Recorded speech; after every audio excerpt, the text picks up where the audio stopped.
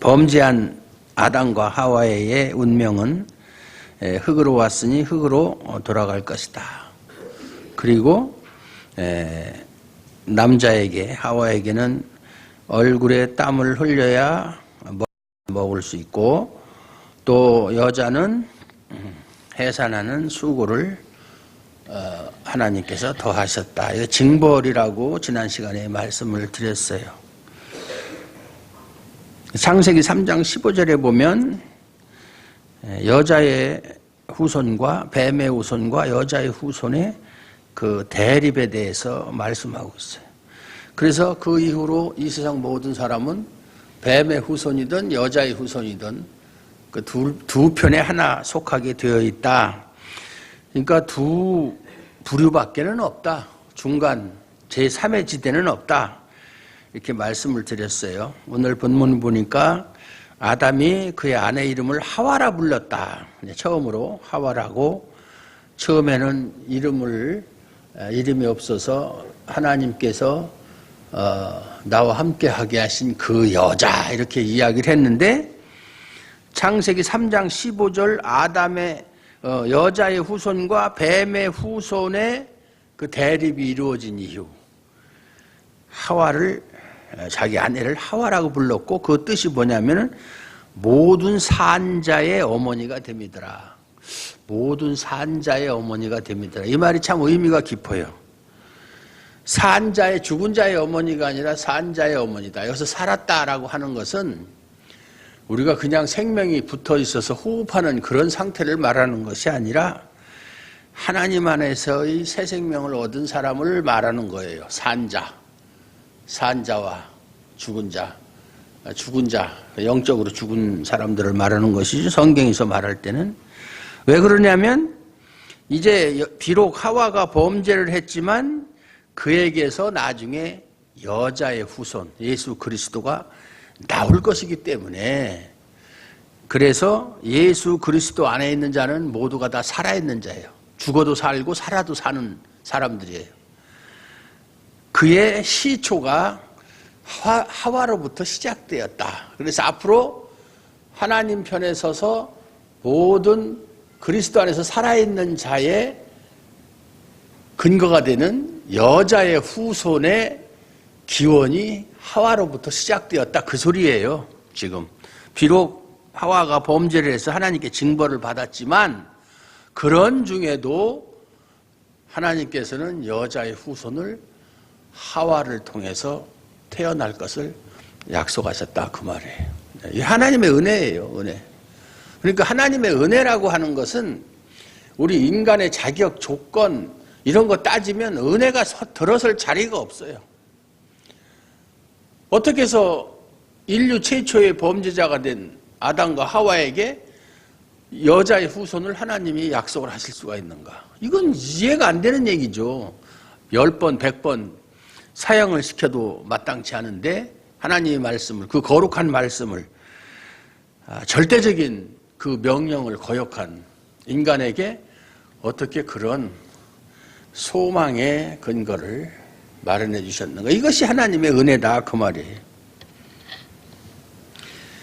하와는 그러니까 여자의 후손이 이루어질 도구가 되었다. 그 말이죠. 그러니까 아담이 그전에는 몰랐는데 3장 15절에서 뱀의 후손과 여자의 후손으로서 서로가 머리를 상하게 하고 또 뒤꿈치를 상하게 할 그런 대립각 속에서 그 여자의 후손이 이루어질 도구가 된 하와를 보니까 옛날에 자기가 보았던 하와의 모습이 아니었었다. 그 말이죠. 하와를 보는 눈이 달라졌다. 하와에 대한 인식이 달라졌다. 그 얘기예요. 이 사람이 비록 범죄하고 나도 이 사람 때문에 범죄했지만 하나님이 이 사람을 통해서 여자의 후손이 태어나게 할 도구로 사용하시는구나. 그래서 모든 산자, 그리스도 안에 속해서 모든 산자들의 어머니가 되었다. 그 말이에요. 이게 참 아주 은혜스러운 말씀이에요. 그냥 여러분들이 그렇게까지 생각 안 했잖아요. 여태까지. 그저 모든 살아있는 사람이 어머니가 되었다. 그냥 그 이상 이하도 아니게 그렇게 해석을 했잖아요. 성경은 그렇게 보면 안 돼. 성경은 항상 하나님께서 예수 그리스도를 통해서 어떤 큰 일을 행하셨는가에 초점을 두고 성경을 해야 되지, 그냥 그 사건이나 그 말씀 자체로서 끝난다면 뭐 아무 우리하고 상관이 없는 말씀이 되는 것이죠. 성경을 보는 눈이에요. 이것이 발달해야 돼요. 성경을 보는 눈. 성경을 잘 보고 해석할 수 있는 좋은 안경을 써야 된다 그 말이에요. 예? 안 되면 백내장 수술을 하든지. 그렇지만 하나님은 에덴 동산에서 그들을 쫓아냈다. 존 밀턴이 쓴 신낙원이라는 그 책이 있어요. 신낙원, 낙원을 잃었다. 낙원에서 쫓겨났다. 인간은 원래 에덴 동산에서 하나님과 함께 선악을 구분할 필요도 없고 선악을 모르는 상태에서 하나님 한 분만으로 만족하며 그저 하나님께서 주시는 것으로 만족하면서 살아야 될 그런 운명이에요. 그런 존재예요. 그것이 가장 인간에게 행복이요, 또 그것을 바라보는 하나님께는 기쁨이요, 하나님의 만족이고, 아, 내가 정말 천지를 창조하고 사람을 나의 형상대로 지었다라고 하는 것을 생각하면서 보시기에 심히 좋았더라고 할 수 있는 상태에 있었어요, 그게. 그런데 그것이 깨져버렸다 그 말이에요. 깨져버렸다. 마치 그 우리나라 옛날 이야기 보면은 꼭 끝에 가서 좋은 게 없어요. 꼭 슬프게 끝나죠. 뭐 100일 동안만 참으면 사람이 될 수 있는데, 그 구미호 같은 거, 전설 따라 삼천리, 전설의 고향 같은 거 보면, 예? 산에 올라갔다가 겨울에 딸기 먹고 싶다고 그래서 어디 얼음골에 가면 딸기가 있다고 그래서 그걸 찾으러 갔는데, 거기서 구미호를, 천년 묵은 여우를 만나서 다른 사람 다 죽고 주인공 한 사람만 살아남았는데, 네가 나를 보았다는 얘기 안 하면 너를 살려주겠지만 나를 보았다는 얘기하는 순간 너는 죽을 것이다. 꼭 이 창세기에 나오는 것처럼 먹는 날에는 네가 반드시 죽으리라. 그러고서 목숨 걸고서 와서 했는데, 어느 날 갑자기 어떤 묘령의 아가씨가 찾아와서 그 가난한 종각네 집에 홀어머니 모시고 사는데 와서 여기서 같이 살고 싶다 해서 둘이 혼인해서 애까지 낳고 그러잖아요. 그러는데 이제 하루는 겨울날이 길잖아요. 겨울밤이 앉아서 얘기한다는 게, 내가 옛날에 말이야 얼음굴에 딸기 따라갔다가 거기서 구미호를 봤는데, 여러분 이게 방자. 그 순간 여자가 그냥 여우로 변해버리잖아요.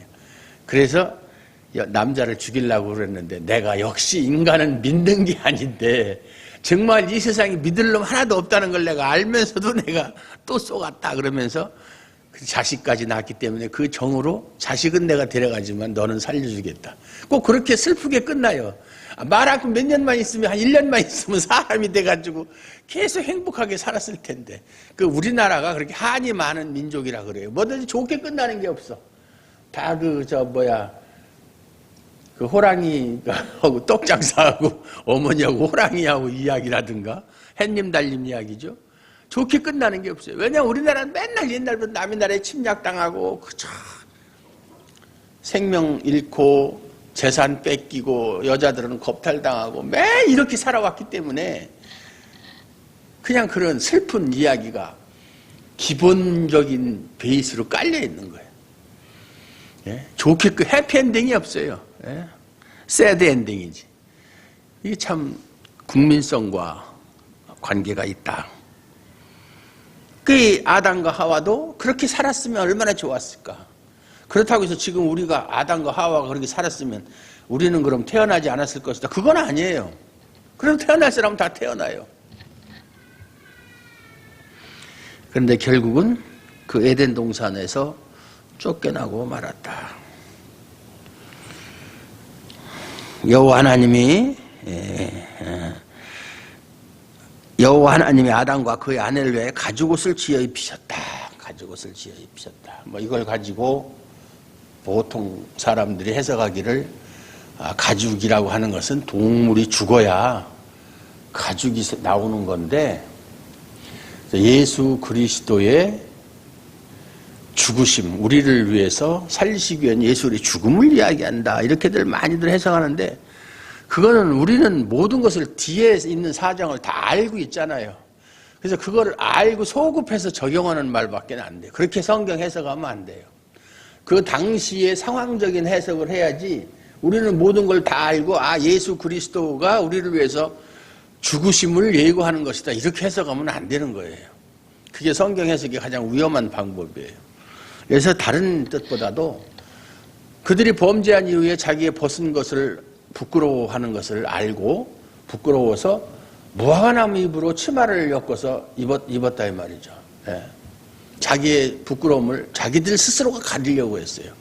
그런데 하나님께서 가죽으로 이 가죽이란 말이 뭐 동물의 가죽이라는 뜻도 있지만 그 어원적인 의미가 보면 가죽이라는 게 꼭 동물의 가죽뿐 아니라 다른 뭐 이게 질긴 나무 껍질 뭐 이런 것도 있어요. 그러니까 꼭 가죽 그러면 죽었다, 양을 죽여서 했다 뭐 이렇게 확대 해석해서 뭐 틀리는 건 아니겠지만 너무 나가는 것 같다. 그래서 결국은 하나님께서 손수 가죽으로 옷을 쥐어 입혔다.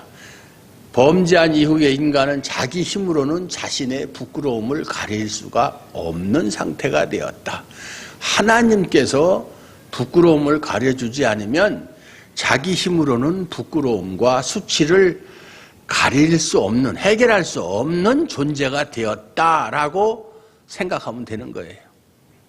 할 수가 없어요. 그러면서 하나님께서 쫓아낸 이유가 보라 이 사람이 선악을 아는 일에 우리 중 하나같이 되었으니 그가 그의 손을 들어 생명나무 열매도 따먹고 영생할까 하노라 하시고 에덴 동산에는 선악을 알게 하는 나무 생명나무가 있었어요. 근데 그 생명나무는 범죄하기 이전에는 언제든지 따먹을 수 있는 나무 열매였었어요. 그래서 하나님께서 금한 건 선악을 알게 하는 나무의 열매만 금했지 생명나무 열매는 금하지 않았어요. 아마 계속 따먹었었을 거예요. 따먹었었을 거예요. 그러나 범죄한 이후에는 이제는 생명나무 열매를 따먹을 수 있는 자격을 상실했어요. 하나님의 말씀을 거역한 이후에 생명나무 열매를 따먹을 수 있는 자격을 상실했다. 그래서 그것을 따먹고 영생할까 하노라 하시고 하나님이 에덴 동산에서 그를 내보내서 그의 근원이 된 땅에서 왔으니까 이제 땅을 갈아서 거기서 나오는 채소나 소출로 먹고 살아야 될 그런 운명이 되었다. 농사꾼이 된 거예요. 최초의 농사꾼. 그 옛날 우리말에 농자 천하지 대본이라는 말이 있어요. 농사는 모든 일의 근원이다. 농사 안 지면 먹고 살 수가 없잖아요. 그래서 옛날에 계급을 나눌 때도 첫째 선비고 두 번째가 농부예요. 농부. 벼슬을 하다가 낙향을 하면은 자기 고향에 영의정을 했던 뭐 참판을 했던 정성 대감을 했던 판서를 했던 낙향을 하면 자기 고향에 와서 뭐 해요? 농사져요. 농사. 물론 자기가 직접 짓지 않고 사람을 뭐 써서 하지만은 소작을 주거나 그렇게 하지만 왜냐하면 나라에서 받은 그 토지가 많거든요. 공을 세운 게 많은 사람은. 뭐 이순신 장군도 전쟁이 없을 때는 실제로 농사를 지었고 세종대왕도 실제로 텃밭 정도는 가꿨어요. 농자가 천하지 대본이다. 모든 천하의 일 중에 가장 기본이 농사 짓는 것이다. 그것을 몸소 실천을 했죠. 그게 인간이에요. 농사를 지면서 하나님이 주신 창조한 땅에서 나오는 소출을 먹고 살 수 있는 존재가 되었다. 그전에는 범죄하기 이전에는 자기들이 농사져서 먹는 것이 아니라 하나님이 열매 맺게 한 그 열매를 따먹으면 되는 거예요. 자기들이 수고가 전혀 들질 않았어요. 그러니까 범죄한 이후에는 자신들의 의식주는 자기들 스스로가 해결해야 되는 그러한 존재가 되었다. 그 얘기예요. 땅을 갈게 했다. 범죄하기 전에는 먹고 살 거 신경 안 써도 되는데 이제는 먹고 사는 문제 자기가 다 스스로 해결해야 되는 존재가 되었다. 그러니까 수고하고 이마에 땀을 흘러야 먹을 수 있는 그런 피곤한 인생이 되었다. 그때부터 인생은 고해예요. 고해, 괴로울 꽃자, 바다 해자. 욥기에 보면 인생은 불티가 하늘을 나는 것 같다. 고난이 끊이질 않는다. 그게 인생이에요. 여러분 생각해 보세요. 돈이 많으면 행복할 것 같죠? 저기 이건희 딸, 저 신라 호텔 사장, 뭐가 부족해서 그 사람이 마약하고 있어, 마약. 네? 그 프로포폴이라고 수술할 때, 수면 마취할 때 쓰는 약인데, 보통 사람도 그걸 많이 맞아요. 옛날 연예인들이 많이 맞았죠. 그거 맞으면 그냥 깊은 잠에 그냥 빠져드는 거예요. 그러면 잠자는 동안에는 아무런 걱정, 근심 없죠. 그러니까 현실을 잊고 싶은 거예요. 현실을 도피하고 싶은 거예요. 재벌의 딸이, 자신도 호텔 신라 호텔 사장이면서 뭐가 부족해서 돈 많다고 행복한 게 아니에요. 그만큼 세상이 괴롭다는 거, 인생이 돈으로 해결이 안 된다는 얘기예요. 그런데도 사람들은 돈만 있으면 모든 것이 다 되는 것처럼 안 그래요. 결코 그렇지 않아요. 돈으로 해결할 수 없는 일이 엄청 많은 것 같지만, 돈으로 해결할 수 있는 일이 많지만 돈으로 해결할 수 있는 일은 얼마 안 돼요. 돈 가지고 할 수 없는 일이 더 많아요. 아무리 좋은 침대를 비싼 돈을 들여서 사도 잠은 돈 주고 살 수가 없어요. 아무리 좋은 침대에 누워도 잠이 안 오는 걸 어떻게 돈으로 해결할 수 있는 방법 없어요. 아무리 마음에 드는 여자와 결혼을 해도 그 행복이라는 건 돈으로 살 수가 없어요. 돈 갖고 되질 않아요. 뭐 맨날 뭐 비싼 명품으로 치장을 하고 그 사람이 원하는 거 다 해준다고 그래서 그렇게 행복하냐? 그렇지도 않아요. 돈으로 할 수 없는 것들이 훨씬 많고, 사실 행복한 것은 돈으로 하는 것보단 돈으로 하지 않는 것이 행복의 요인이 되는 것들이 훨씬 많다. 그걸 깨달아야 돼요. 그걸 깨달아야 돼요.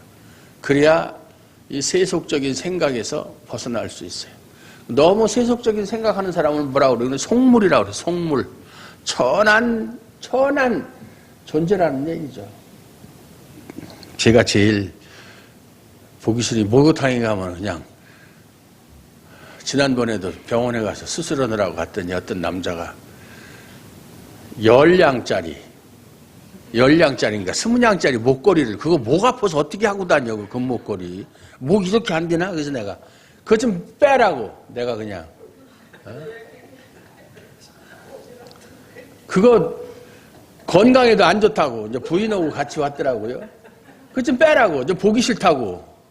처음 보는 사람인데도 이제 한 병실에 있어서 이제 목사라는 걸 알으니까 목사님 그거 좀 빼라고.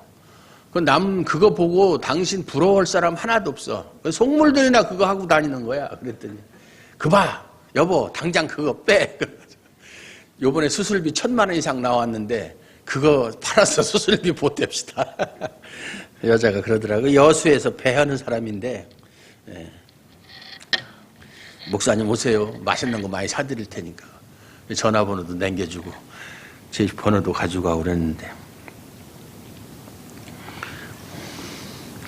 하나님께서는 그들에게 징벌을 하고 그들에게 그러한 고통을 주었지만은, 그런 가운데서도 이 생명나무 열매를 따먹지 못하도록 그것을 지키고 그들을 내어 쫓았다. 생명나무 열매를 완전히 없애버리면 될 텐데 왜 굳이 그것을 그대로 둔 상태에서 그것을 그룹들과 불칼로 지키게 하셨는가? 만약에 완전히 없애버렸다. 그럼 어떻게 됐을까? 완전히 없애버렸으면 이제 하나님이 하실 일이 없어요. 하실 일이 없어요. 인간으로 해서 할 일이 없어요. 왜냐하면 인간은 이제는 절대절명의 절망적인 존재가 되었기 때문에 희망이라고는 티끌만큼도 없는 존재가 되었는데, 그들을 위해서 무슨 일을 해요? 하나님이 할 일이 없어요. 그래서 생명나무는 지키고 있는 거예요. 지킨다는 것은 언젠가는 인간에게 생명을 줄 때가 온다, 그런 얘기예요. 지킨 거예요. 그렇다고 해서 하나님이 나중에 생명나무를 따먹을 수 있는 길을 열어놓은 게 아니고, 열어놓은 게 아니에요. 열어놨으면 누군가가 그 뒤에 가서 그걸 따먹었을 거 아니에요, 에덴동. 근데 그게 아니고 생명나무에 접근할 수 있는 새로운 길을 만들어 놓으셨다. 원래 쫓겨난 거기에서 길을 탁 터놓고 지키는 거 다 철수하고 GP 철수하고 다 그냥 휴전선 뒤에 문제도 그 무장 해제하듯이 그렇게 해서 니들 마음대로 와서 따먹어라 이게 아니고 새로운 길을 만들어 놓으셨다. 새로운 길이 뭘까요? 새로운 길. 새로운 길이 뭐예요? 에? 고속도로? 예수 그리스도라는 새로운 길을 만들어 놓으셨다. 그래서 히브리서에 보면 보배롭고 산 길이다. 사는 길이다. 생명나무 열매를 따먹기 위해서 우리가 갈 수 있는 그 길은 예수 그리스도밖에 없다 그 말이에요. 예수 그리스도. 예수 그리스도를 믿는 사람만이 생명나무 열매를 따먹을 수 있어요. 뭐 따먹는다 해서 실제로 뭐 이렇게 문자적으로 뭐 과일을 먹듯이 따먹는다는 게 아니라 영생을 얻을 수 있다 그 말이죠. 요즘 사람들이 그 어떤 문장을 읽고 그 가동력이라고 그러죠. 읽고 이해하는 힘들이 옛날 사람에 비해서 상당히 떨어져요. 그 능력이. 아까도 오면서 장로님하고 얘기했지만은 이 집중력 테스트를 하니까 연예인들이 나이가 40대인데 두뇌 능력은 79세 막 이렇게 나오는 거야. 이 30대 초반에 있는 사람에게 그 두뇌 나이를 검사를 하니까 56세 나오는 거죠.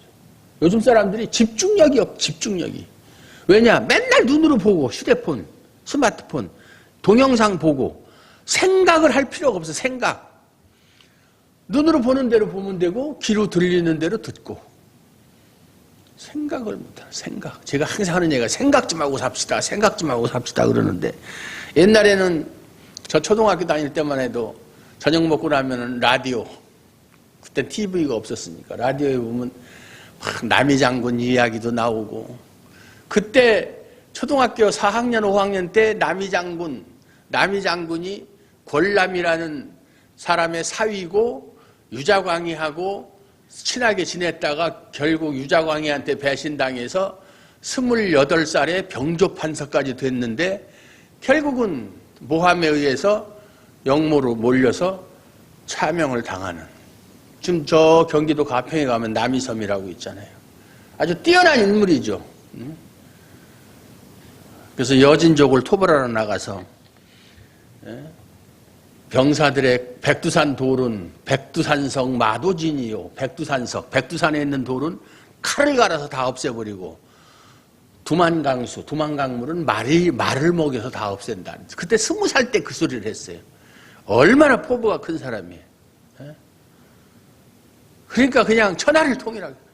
그런데 그걸 가지고 영모를 꾸몄다. 이렇게 유자광이가 그렇게 모함하는 바람에 결국은 너무 옛날부터 우리나라 사람들은 뛰어나면 꼭 그렇게 모함해서 끌어내리려고 하는 그 더러운 아주 그 인간성을 가진 민족이에요. 높이 두고 올라가면 그걸 두고 못 봐. 흔들어서 떨어뜨려야지. 그럼 발전이 없어요. 자기만 생각하는 거야. 남이 나보다 더 잘 되는 거 꼴을 못 보겠다 이거지. 정말 망할 민족성이에요. 그런데도 하나님이 이 나라 망하게 하지 않고 5,000년 동안 긴 시간 동안 유지시켜 온 것이 정말 하나님의 은혜다. 하나님의 은혜고 이 나라를 통해서 사실상 1960년대에 그때는 교회가 막 천막만 쳐놔도 사람들이 막 모여들고 교회당 앉아도 됐었어요. 뭐 가만히 깔고 천막 쳐놔도 사람들이 그냥 몇 터졌어요. 그래서 세계 선교 역사상 한국처럼 빠른 시일 내에 선교에 성공한 나라가 없다. 그랬으면 뭐예요? 그렇게 해서 사람들은 많이 늘어나는데 가르치는 걸 엉터리로 가르친 거야. 맨 기복주의 신앙이나 가르치고 신비주의나 가르치고 번영신학이나 가르치고 그 좋은 토양 속에서 사람들을 제대로 양육을 못한 거예요. 그러니까 교회가 다 타락을 해서 지금 말도 못해요. 아주 그냥 교회 타락한 거 보면 말도 총회고 노회고 뭐 큰 교회들이고 뭐 썩지 않은 교회가 없을 정도로 다 그렇게 아주 망가졌어요. 그래서 명성교회도 세습한 거 옳지 않다고 총회에서 결정 났으면 빨리 목사를 갈아치우든지 뭐 해야 되는데 그 마지막 판결을 안 하고 지금 계속 미루고 있는 거예요. 그러는 사이에 또 한두 사람 또 명성교회를 지지하는 사람들이 자꾸 늘어나게 만들고. 그러니까 세상 정치하는 사람들보다도 더 정치적이고 추잡한 사람들이 교회에 있는 사람들이에요.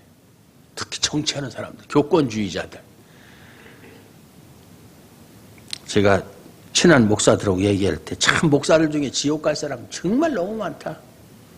그런데 불행한 일은 자신들이 그걸 모르고 있다는 사실이에요. 자기가 지옥 갈 사람이라는 걸 모르고 있는 거야, 목사 자신이. 분명히 옆에서 보면 지옥 갈 게 뻔한데.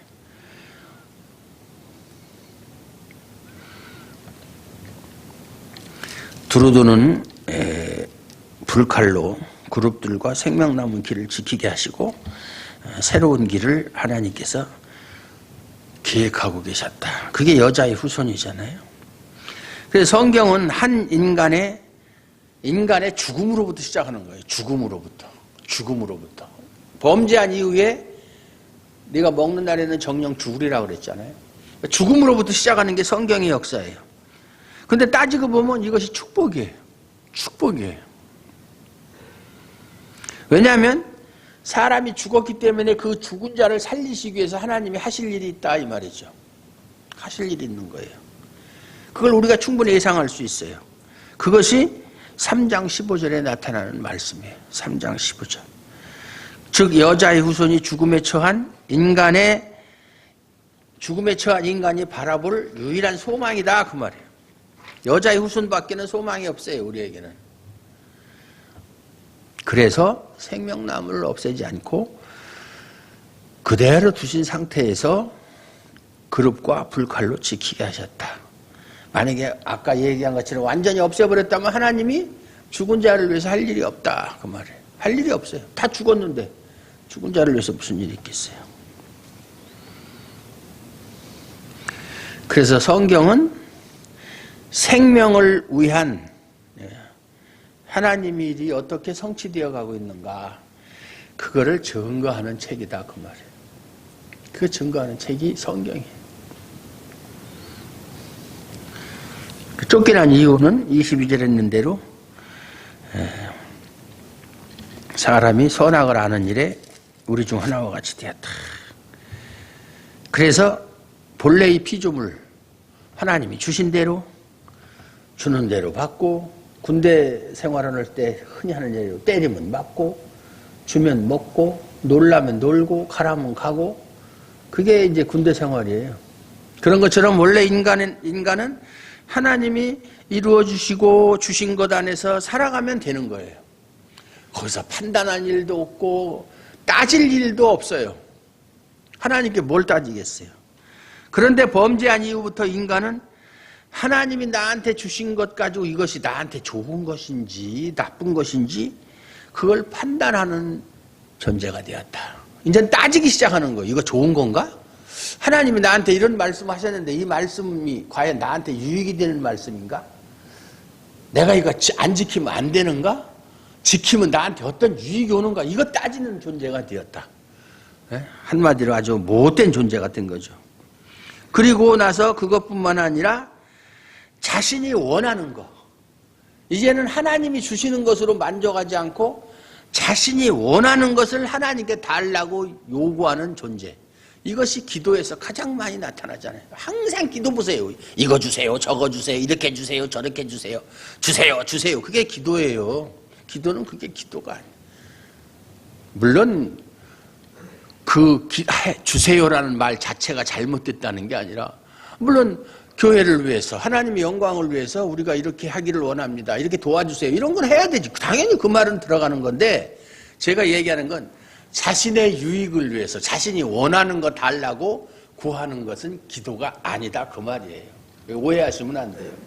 기도할 때 주세요 소리 당연히 들어가야 되죠. 우리 교회 사정이 이렇게 좋지 않습니다. 하나님, 교회를 사랑하고 하나님을 사랑하는 사람들이 저희 교회에 많이 올 수 있도록 하나님 은혜 베풀어 주세요. 그건 당연히 주세요 소리가 들어가야 되죠. 자신에게 유익한 것을 달라고 구하는 기도는 하면 안 된다 그 말이에요. 무슨 말인지 아시겠죠? 네. 여러분들 다 똑똑하니까. 근데 인간이 범죄한 이후에는 그전에는 아무 생각 없이 하나님께서 다 아무거나 먹으라고 했으니까 생명나무 열매도 따먹으면서 살았을 거예요. 그런데 범죄한 이후에는 저걸 먹으면 영생할 수 있는데 이제 이런 생각을 하게 된 거예요. 그전에는 그런 생각할 필요가 없었는데 그런데 이미 때는 늦었어요. 아까도 얘기했지만 생명나무는 범죄하기 이전의 사람에게만 먹을 수 있는 그런 것인데 즉 선악을 알지 못한 그 상태가 곧 영생이다 그 말이에요. 선악을 알지 못하는 상태에서만 생명나무 열매를 먹을 수가 있었어요. 그러니까 결과적으로 따진다면 선악을 알지 못하는 상태가 영생이다 그 말이에요. 영생에는 선악을 우리가 알 필요도 없고 판단할 필요도 없어요. 선악이라는 개념이 필요 없는 거예요. 근데 범죄한 인간은 그 개념을 가지고 더군다나 자기 나름대로 옳고 그름을 판단하는 존재가 되었다. 이것이 생명에서 끊어진 상태라는 것을 증거하는 거예요. 사람은 누구나 다 영생을 원하죠. 특히 그 진나라의 시황제, 진시황제라고 그래요. 진시황제, 진나라의 천하를 통일하고 초로 왕이 된 사람, 진나라의 처음 황제, 그래서 시황제. 시황제 이름이 뭐예요? 진시황제 이름이 뭐예요? 조정이에요. 조정. 예. 여러분 역사에 대해서 별 관심이 없어. 영어는 잘하는데 시황제. 이건 불로초를 구하기 위해서 우리가 옛날에 학교 다닐 때 보면 책에 보면 불로초를 구하기 위해서 막 다니다가 뭐 한국에 와가지고 뭐 산삼을 구했다고 산삼이 불로 산삼 먹는다고 영원히 살아요? 불로초는 없어요. 네. 만약에 진시황이 소문을 들으니까 야 옛날에 에덴동산이라는 곳이 있었는데 그곳에 생명나무가 있다. 그거 먹으면 영생한다고 하더라. 당장 가서 생명나무 열매 따와. 그랬을 거 아니에요. 그런데 인간의 영생은 인간에 의해서 취해지는 것이 아니다 그 말이에요. 인간이 어떤 수단을 부리고 어떤 노력을 하고 어떤 계획을 세우고 어떤 일을 해도 인간 스스로는 영생을 취할 수가 없다 그 말이에요. 하나님이 지켰다는 얘기는 그 얘기예요. 하나님이 지키는 걸 어떻게 피조물이 그걸 취하겠어요. 그 누구에게도 허락지 않으셨다. 그런데 이러한 하나님의 취지를 알지 못한 인간들이 생명 앞에서 선악을 알게 된 인간의 속성을 그대로 드러내는 거예요. 어떻게 하면 자신의 영생을 위해서 자신의 힘과 노력으로 생명나무를 취하려는 속성을 드러내고 있다. 그것이 뭐예요? 어떻게 하면 복을 받을 수 있을까? 이런 궁리에 빠져서 자신에게 득이 되는 행동을 하고 그런 행동을 하면 그에 대한 하나님의 보상이 있을 것이라고 믿는 것. 이것이 선악을 아는 인간이 하나님을 믿는 방식이에요. 어떻게 하면 복을 받지? 은혜 받는 비결. 옛날에 그 문호장이라는 탤런트가 있는데 그 사람하고 친하거든요. 나이는 나보다 8살 더 먹었는데 그 사람이 탤런트하다가 순복음신학교 가서 2년 동안 공부하고 목사가 됐어요. 지금 그 사람 아들들도 그 찬우, 찬주라는 애들도 지금은 성인이 되어서 목사가 돼가지고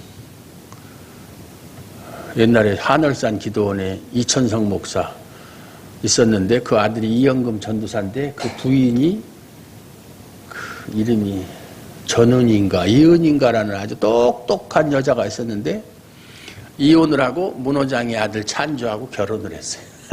그 내용을 제가 잘 알죠. 문호장이하고 제가 잘 알고 친하니까. 문호장이가 그때 저보고 드라마에 한번 나오면 어떻게 되냐 이런 권고를 많이 그때 드라마나 해가지고 탤런트나 했으면 어땠을까. 그 사람 설교 제목 중에 은혜 받는 비결. 은혜 받는 비결이 어디 있어요? 은혜 받는 비결이라는 말 자체가 모순이에요. 은혜는 하나님이 주시는 것이지 주시면 받고 안 주면 못 받는 거지. 은혜 받는 비결. 인간이 노력해서 은혜를 받을 수 있어요? 옛날 설교들이 다 그런 식이에요. 인간의 노력을 부추기고 쉽게 얘기하면 선동하는 설교. 되지도 않는 소리. 그런 소리 듣고 또 은혜스럽다고 오늘 설교 참 은혜 받았다고 그러고 은혜는 무슨 은혜야 참. 그래서 하나님이 가죽옷을 지어 입히셨다는 것은 하나님 스스로가 부끄러움을 가려주었고 추방당한 인간의 생명을 위해서 하나님이 앞으로 어떤 일을 하실 것인가를 보여주는 것이다. 가죽옷을 지어 입혔다는 말이 그런 뜻이에요. 생명을 상실한 인간을 위해서 하나님이 앞으로 어떤 일을 하실 것인가. 하나님이 부끄러움을 가려준 것처럼 하나님이 앞으로 인간의 생명을 위해서 무슨 일을 하실 것인가를 미리 예고하시는 말씀이다 그 말이에요. 네, 그렇게 이해를 해야 되지. 우리는 꼭 이렇게 이따 오후에도 설교하겠지만 본질을 자꾸 예면한 채 자꾸 격가지만 가지고 가죽이 무엇이지? 그러면 양가죽이야 소가죽이야? 성경에 그거 없잖아요. 그냥 스킨이라고만 나와 있어요. 영어 성경에 보면. 그냥 가죽, 피부, 가죽. 그 피부라는 것이 꼭 사람의 피부도 피부고 짐승의 피부도 피부고 나무 껍데기도 피부예요. 그게 뭘까? 그렇게 쓸데없는 일에 신경 쓴다 이 말이죠. 그래서 하나님이 모든 일을 직접 행하시고 이루셔서 인간의 부끄러움을 가려주시고 생명이 있게 하실 것이며 우리의 부끄러움을 가리시기 위해서 독생자를 보내실 것을 모두 담고 있는 것이 가죽옷을 지어 입히신 사건의 의미다 그 말이에요. 이해되시죠? 예.